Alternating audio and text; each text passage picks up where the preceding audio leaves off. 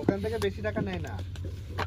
ইনানি বীজ দেখতে হতে পারে, ওই যে হিমছড়ি আছে না, হিমছড়ি দিয়ে একটু আগে গিয়ে সকালে যাতে হয়, মানে ওখানে মানে আমরা তো এই মাথায় আছি আর এটা হচ্ছে সাগরের ওই মাথায়, বুঝলেন? হিমছড়ি দিয়ে ওই মাথায় ওখানে যখন যাবেন ফজর আজানের পর পরে যাই দেখবেন যে 3 কিলোমিটার 2 কিলোমিটার খালি পাথর, একটা বড় বড় পাথর, পাথর বেরিয়ে আসে।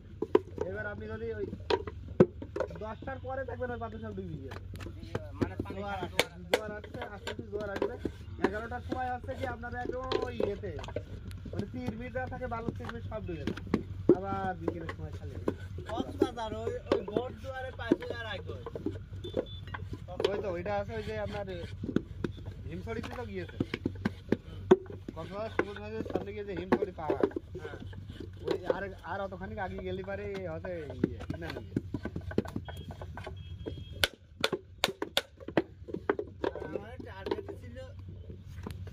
মানে কক্সবাজারে যাই ইনানি বিচের মজাটা হচ্ছে আরো বেশি মজা, পাহাড় পাথরের পরে গিয়ে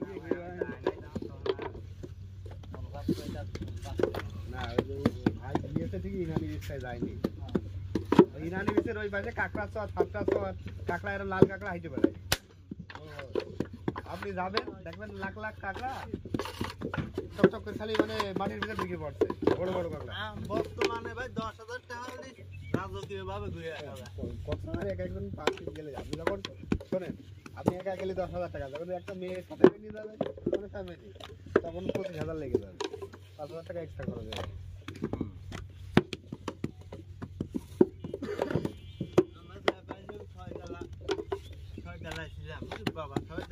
বেলকনিতে দাঁড়া দেখি সমুদ্রের ঢেউ থাকতো, বিল্ডিং উপর দিয়ে চলে আসতো।